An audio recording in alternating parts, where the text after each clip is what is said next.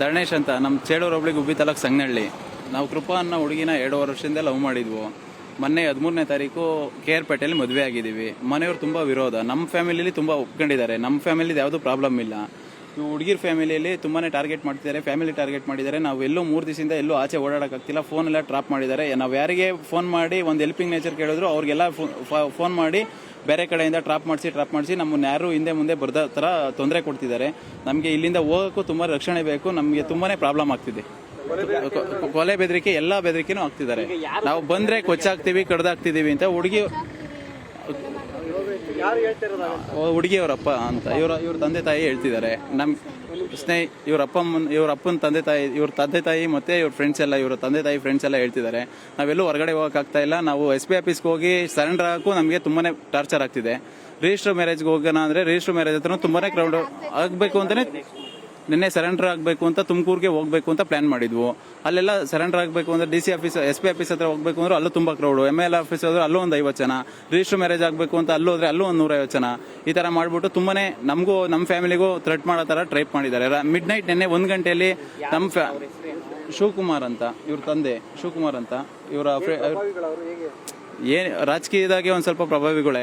ಹಂಗಾಗಿ ನಮಗೆ ತುಂಬಾನೇ ಫ್ಯಾಮಿಲಿ ಥ್ರೆಟ್ ತುಂಬಾನೇ ಇದೆ. ನಿನ್ನೆ ರಾತ್ರಿ ಮಿಡ್ ನೈಟ್ ಅಲ್ಲಿ 1 ಗಂಟೆಯಲ್ಲಿ ಹೋಗಿ ನಮ್ಮ ಅತ್ತೆಯವ್ರ ಮನೆ ಹತ್ರ ಎಲ್ಲ ಹೋಗ್ಬಿಟ್ಟು 15-20 ಜನ ತುಂಬಾನೇ ಮಿಡ್ ನೈಟ್ ಅಲ್ಲಿ ತೊಂದರೆ ಮಾಡಿದ್ದಾರೆ ಅಲ್ಲೆಲ್ಲ. ಹಂಗಾಗಿ ನಮ್ಮನೆ ಹತ್ರನೂ ಹೋಗಿದ್ದಾರೆ. ನಮ್ಮನೆ ಹತ್ರನೂ ಹೋಗಿ ಕೇಳಿದ್ದಾರೆ, ನಾವು ಕೊಚ್ಚಾಕ್ತಿವಿ, ಅವ್ನು ಸಿಕ್ಕಿದ್ರೆ ಹಂಗೆ ಯಾವುದೇ ಕಾರಣಕ್ಕೂ ಬಿಡಲ್ಲ ಅವನ್ನ, ಆ ತರ ಮಾಡಿದರೆ. ನಾನು ಮೈಸೂರಿಂದ SP ಆಫೀಸ್ಗೆ ಹೋಗಕ್ಕೂ ನನಗೆ ಪ್ರೋಟೋಕಾಲ್ ಅಲ್ಲೇ ಹೋಗ್ಬೇಕು. ನನ್ನ ಕೈಯಲ್ಲಿ ಹೋಗಕ್ಕಾಗಲ್ಲ.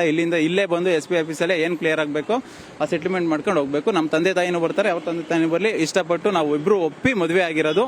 ಹಂಗಾಗಿ ನಮ್ ಯಾವುದೇ ಕಾರಣಕ್ಕೂ ನಾವು ಅವ್ರೇನ್ ರೆಸ್ಪಾನ್ಸ್ ಮಾಡಬೇಕು ಅಂದ್ಕೊಂಡಿದ್ರೆ ನಾವು ಮೈಸೂರು ತುಮಕೂರು ಸ್ಟೇಷನ್ ಅಲ್ಲಿ ಏನೋ ಸ್ಟೇಟ್ಮೆಂಟ್ ತಗೋಬೇಕು, ತುಮಕೂರ್ಗೆ ಹೋಗ್ಬೇಕು ಅಂದ್ರೆ ತುಂಬಾನೇ ನಮಗೆ ಜೀವ ಬೆದರಿಕೆ ಇದೆ. ನಮ್ಗೆ ಹೋಗಕ್ ಆಗ್ತಿಲ್ಲ. 3 ದಿವಸದಿಂದ ನಮ್ಮ ಕೈಯಲ್ಲಿ ಸಾಕಾಗಿದೆ. ನಾವು ಇಲ್ಲಿ ಎಣಗಿ 3 ದಿವಸದಿಂದ ನಿದ್ದೆ ಮಾಡೋದಿಲ್ಲ. ಯಾವ್ದಾರ ಒಂದು ಫೋನ್ ಮಾಡಿದ್ರೆ ಅದು ಟ್ರಾಪ್ ಆಗಿರುತ್ತೆ. ಹಂಗಾಗಿ ತುಂಬಾನೇ ಪೊಲೀಸ್ ಆಗಿರ್ಲಿ ಹೈಯರ್ ಇಂಪ್ಲೇನ್ಸ್ ಮಾಡ್ತಿದ್ದಾರೆ. ನಮಗೆ ಒಂದ್ ಸ್ವಲ್ಪ ರಕ್ಷಣೆ ಮಾಡ್ಕೊಡ್ಬೇಕು ಅಂತ. ಕಮ್ಯುನಿಟಿ ಡಿಸ್ಟ್ರಿಬ್ಯೂಷನ್ ಏನು ಇಲ್ಲ. ಲಿಂಗಾಯಿಟ್ಸ್, ಇಬ್ರು ಲಿಂಗಾಯಿಟ್ಸೆ ಒಪ್ಪಿ ಮದುವೆ ಆಗಿದ್ದೀವಿ. ಇಬ್ರದು ಮೇಜರ್ ಏಜ್ ಆಗಿದೆ. ಇಬ್ರು ಒಪ್ಪೆ ಮದುವೆ ಆಗಿರೋದು. ಬೇಕಾದ್ರೆ ಅವರು ಅನ್ಸಿದ್ರೆ 2 ವರ್ಷದಿಂದ ಲವ್ ಮಾಡಿದೀವಿ. 3 ವರ್ಷ ಆಯ್ತು. ಮದುವೆ ಆಗಿ 3 ಡೇಸ್ ಆಯ್ತು. KR ಪೇಟೆಯಲ್ಲಿ ಮದುವೆ ಆಗಿರೋ, ಮಾದೇಶ್ವರನ ಬೆಟ್ಟದಲ್ಲಿ ಮದುವೆ ಆಗಿದ್ವಿ. ನನ್ನ ಹೆಸರು ಕೃಪಾ. ನಾನು ಸಿಗನಹಳ್ಳಿ ಅಂತ ಇರೋದು. ಮಹಾರಾಣಿ ಕಾಲೇಜಲ್ಲಿ ಓದ್ತಾ ಇರೋದು. ಬೆಂಗಳೂರು ಮಹೇಶ್ವರಮ್ಮಲ್ಲಿ ಓದ್ತಾ ಇರೋದು. ಇಬ್ರು ಇಷ್ಟಪಟ್ಟು ಮದುವೆ ಆದ್ವಿ. ಬಟ್ ಆದ್ರೆ ಅಪ್ಪ ಅಮ್ಮನಿಗೆ ಸಿಕ್ಕಾಪಟ್ಟೆ ಪ್ರಾಬ್ಲಮ್ಸ್ ಕೊಡ್ತಿದ್ದಾರೆ. ಅಪ್ಪ ಅಮ್ಮ ಇವ್ರ ಮನೇಲಿ ಒಪ್ಪಿದ್ದಾರೆ ನಮ್ಮನ್ನ. ಆದರೂ ಇಲ್ಲಿ ತುಂಬ ಎಲ್ಲೂ ಇರೋಕ್ಕಾಗ್ತಿಲ್ಲ. ಯಾರದೇ ಫೋನ್ ಮಾಡಿದ್ರು ಕೂಡ ಇಮಿಡಿಯೇಟಾಗಿ ಟ್ರ್ಯಾಕ್ ಮಾಡ್ತಿದ್ದಾರೆ. ಏನು ಮಾಡಿದ್ರು ಎಲ್ಲಿರೋಕ್ಕೂ ಆಗ್ತಾ ಇಲ್ಲ. ಫ್ಯಾಮಿಲಿ ಫುಲ್ ಇದು ಮಾಡ್ತಿದ್ದಾರೆ. ಹಾಂ, ಅಪ್ಪನ ಫ್ಯಾಮಿಲಿ, ಅಪ್ಪನ ಸ್ನೇಹಿತರುಗಳೆಲ್ಲ ಇವನಿಗೆ ತುಂಬ ಇದು ಮಾಡ್ತೀವಿ, ಕೊಚ್ಚಾಕ್ಬಿಡ್ತೀನಿ ಹಂಗೆ ಅಂತ ಇಷ್ಟಪಟ್ಟೆ ಮದುವೆ ಆಗಿರೋದು.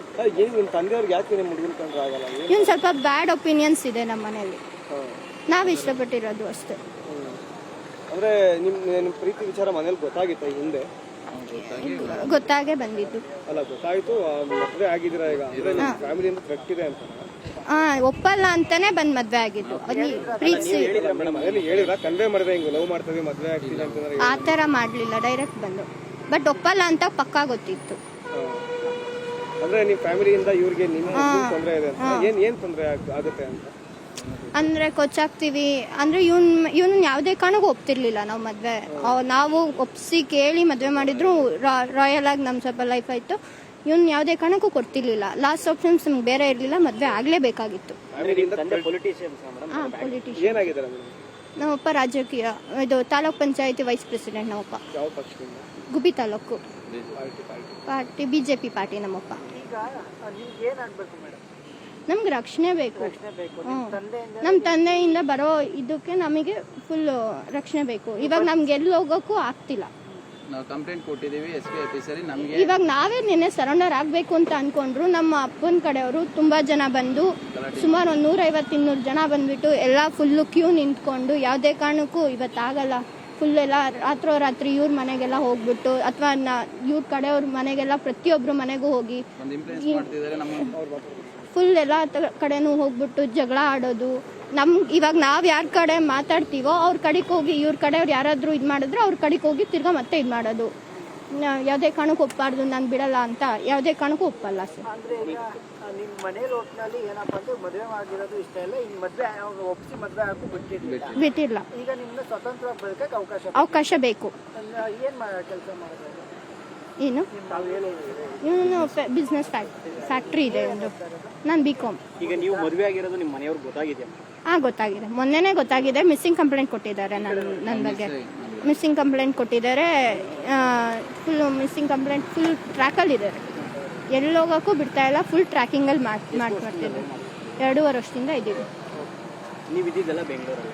ನಾನಿರೋದು ಅಜ್ಜಿ ಮನೇಲಿದ್ದೆ. ಊರು ಬಂದ್ಬಿಟ್ಟು ಚೇಳೂರು, ಗುಬ್ಬಿ ತಾಲೂಕು, ತುಮಕೂರು. ಇವರು ಚೇಳೂರಲ್ಲಿ? ಇವ್ರದ್ದು ನಮ್ಮ ಊರು ಪಕ್ಕದೇ ಇವ್ರದ್ದು.